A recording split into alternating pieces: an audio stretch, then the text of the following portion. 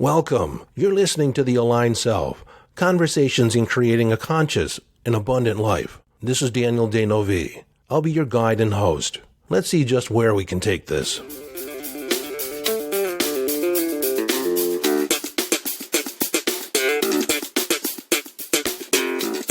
Hello, friend, and welcome back to the conversation. Today is Quotable Monday, and if you don't know, on Mondays I tend to feature a quote that has been meaningful to me or I've come across and I think it could be meaningful to you. And then I usually provide the quote and then I go in deeper on it. Today I'm going to talk about an idea that has two quotes and is somewhat of a variation on a theme. And more than likely you've heard both of these, and more than likely both of these have been misattributed to the actual person that created or first uttered this quote or these quotes. The first one I learned in NLP, or it was handed off to me in NLP, and that is, if you always do what you've always done, you'll always get what you've always gotten. If you always do what you've always done, you'll always get what you've always gotten. I said this in a workshop one time, and someone said, "Oh, that's Tony Robbins." I said, "No, it's Jesse Potter." And they said, "No, Tony Robbins says it all the time. He's the one that says it." Well, he's not the first one to say it. And what's interesting is I learned it from my NLP instructor who actually trained with Tony Robbins. They were in the same class. Tony Robbins did not train my instructor. The quote was actually used by the instructor, John Grinder, when they were teaching. And of course, if something works, you adopt it. But the first one to say it was Jesse Potter. So let's say it again just for emphasis. If you always do what you've always done, you'll always get what you've always gotten. What this says is if you want a different result, you need to do something different. You need to shift your mindset, change your behavior, be different in the world. The other quote that is along the same lines that is also misattributed is that insanity is doing the same thing over and over again and expecting a different result. That quote is typically misattributed to Einstein. He was not the first one to say it. In fact, he never said it. In fact, there's many things on the internet that will point to Einstein. Einstein said this when he actually did not. Which reminds me of the quote from Abraham Lincoln, "You can't believe everything you read on the internet." But both these quotes, insanity is doing the same thing over and over again and expecting a different result, and if you always do what you've always done, you'll always get what you've always gotten. It implies that if we want different results, if we want a breakthrough, we need to do something different than what got us here. That's another quote. What got you here will not probably get you there. But as human beings, we are creatures of habit. If something works, we will do it again, repeatedly. That's an economy in effort. Once your brain learns something, and this speaks to behavior that was generated at an early age. And as you probably know, I've been talking about subpersonalities, investigating subpersonalities to an even greater depth than I had in the past. And when subpersonalities are split off from our core self as we're growing up, it's usually in response to a challenge, some stressful event, and there's a part of us that separates and creates a strategy for dealing with that situation. And that subpersonality becomes myopic, meaning that it will use that same strategy over and over and over again whenever it encounters a similar circumstance, or when you encounter a similar feeling, which is the cue or the prompt to begin this pattern. Typically, this pattern is effective at alleviating pain or alleviating discomfort, making you safe, or creating the semblance or the feeling of being safe. For instance, if you have a subpersonality that learned in order to avoid conflict, you withdraw, you change the subject, you go somewhere else. Case solved, didn't encounter the conflict. Well, that may have worked in that particular circumstance, but later in life, when you need to stand up for yourself, you need to talk to somebody about something, you need to get your point across, and you get that same feeling, oh, potential conflict, I withdraw. and you hold back, you don't express yourself, you don't say what you want to say, you don't necessarily even stress that you have a boundary around this. You allow other people to walk over you because you learned at one point in your life to avoid conflict, to not engage in conflict. You avoid it. You go somewhere else. You change direction. You withhold yourself. Again, that worked the first time. It worked the second time, probably the third or fourth time. But as a long-term strategy over the course of your life, you are going to be at the short end of the stick. You will lose out if you continue to avoid conflict. But the way people typically interpret it is that I don't like conflict. I avoid it at all costs. We believe that about ourselves. We see a pattern and we think that is us, instead of a strategy that we adopted at some point earlier in our life. We mistakenly think that that is part of our personality. I just don't like conflict. In fact, I physically get sick at the thought of conflict. While that's true, that may or may not have been a trauma response or a response to a traumatic event or an embarrassing event or an event that somebody else exerted their power over you. And so you didn't feel like you were up to the task. So the stress response, fight, flight, or freeze. And so that is the flight response to move away from conflict. It's just a strategy you learn. And if you always do what you've always done, you'll always get what you've always gotten. So how we circumvent that is to learn a new pattern, re-educate ourselves, heal that aspect of the past, and that's the work that I do with subpersonalities. The focus of my book and the focus of my upcoming coaching program, my small group coaching program around subpersonalities. If you're interested in getting involved in that coaching program, send me an email at support@danovi.com. That's support@danovi.com. You can also contact me through the website, yesdaniel.com. And if you think you're interested in the small group coaching program around subpersonalities, this is probably going to be the only time that I have such a group. I don't foresee at the present moment that I will be doing this again. But like James Bond, I can never say never again. I'm just saying from my perspective right now, I don't anticipate doing this again. If I do, it'll be a while.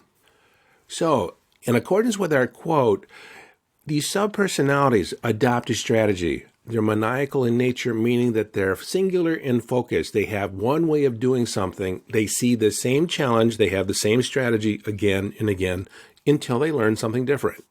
But these subpersonalities are created, or these sub-aspects of our personality that adopt this strategy, they're born in a trance state. They're perpetuated in a trance state.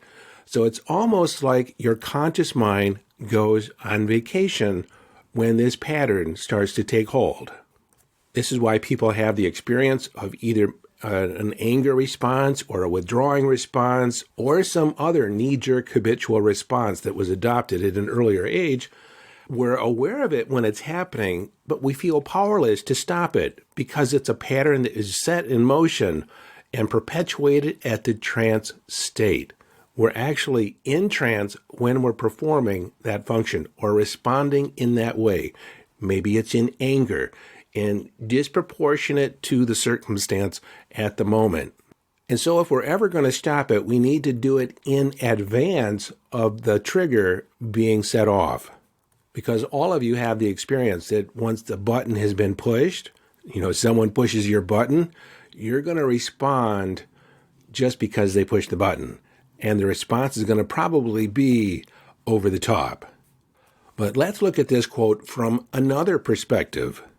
About a month and a half ago, I made a declaration that I was reinventing myself. And one of those aspects was my relationship to my body and my health.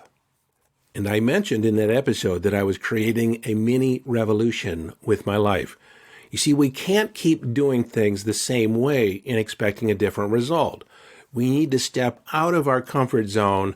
We need to move into the realm of the unknown if we're going to see any change in our behavior, if we're going to see any change in our future. A lot of us want something different. We create the intention of something different, but we don't take any significant changes in order to move in a new direction. Oh, we may for a while start doing something different, but because we're out of our comfort zone, we tend to drift back to what is familiar. And this is why I created the art of living dangerously, recognizing the pattern that we tend to want to live in what is known. We like to avoid what is unknown. Even though it might seem attractive, some people may call this sabotaging or fear of success. When you're moving into a new realm of being, it feels uncomfortable. And so we think that we are avoiding the success, the win. No, we're just avoiding feeling uncomfortable. And that goes back to a subpersonality, more than likely, that has adopted the pattern to withdraw, to step aside, close up, come in closer, don't extend yourself too far out. Let's start doing some things that are familiar. But when you practice the art of living dangerously, you consciously push the boundaries or approach the boundaries of your comfort zone. Even if it's just a little bit, you step into the unknown, the unexpected, knowing that you're going to feel a little uncomfortable.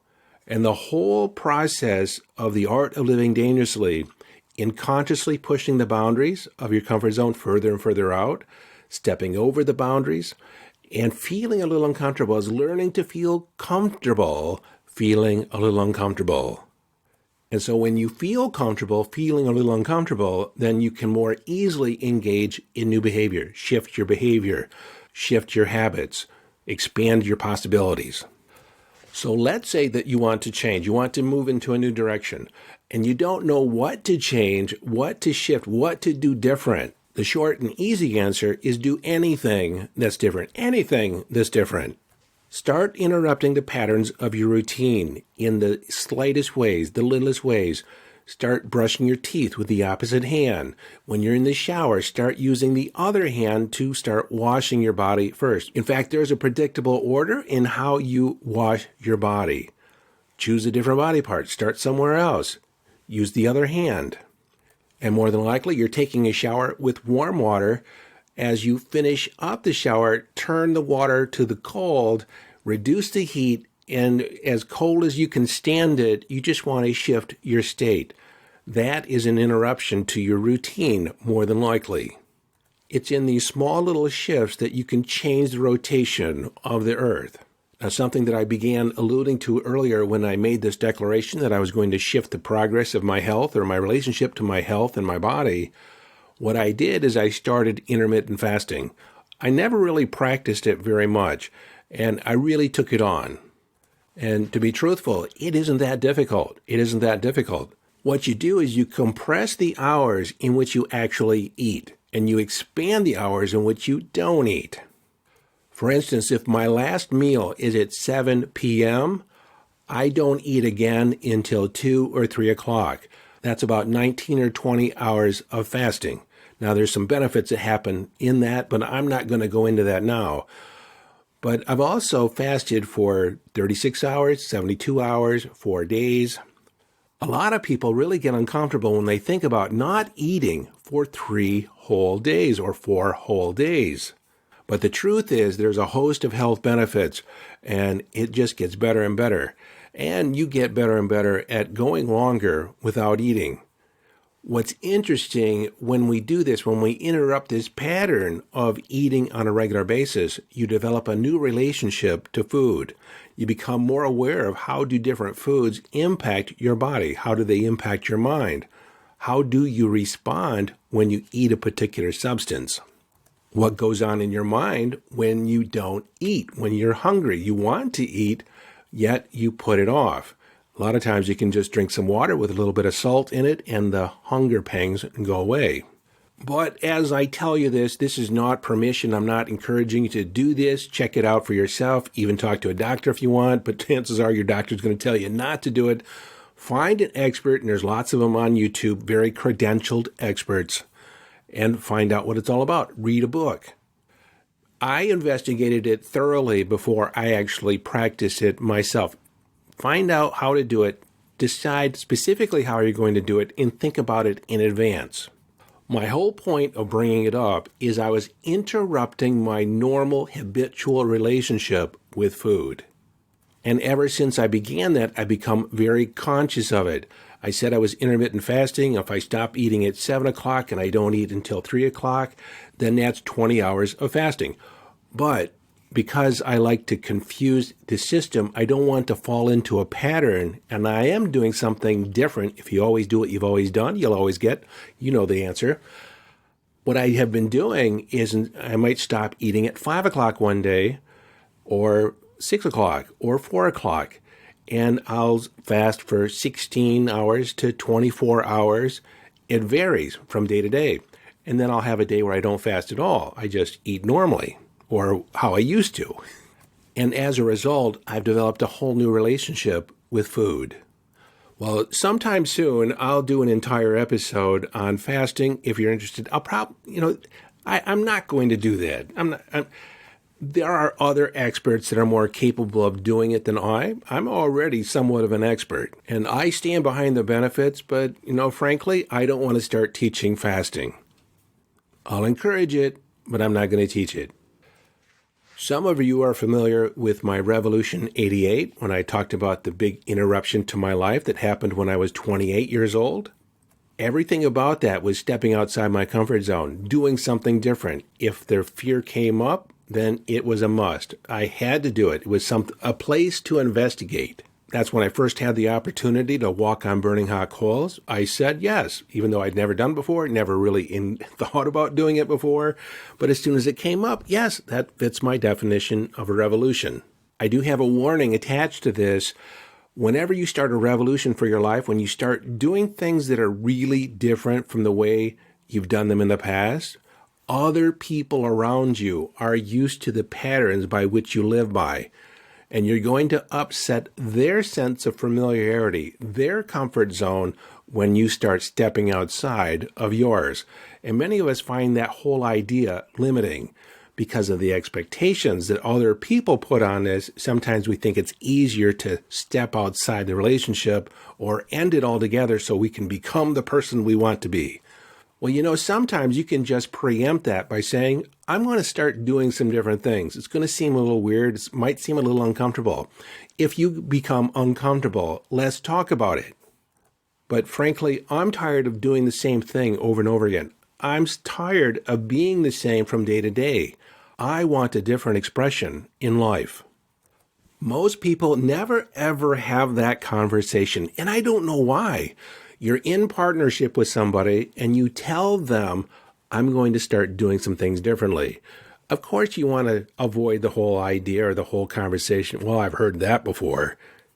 And you can say, well, that may have been true. I might have said it before and I went back to the familiar, but I really want to interrupt the patterns that I've been living my life by.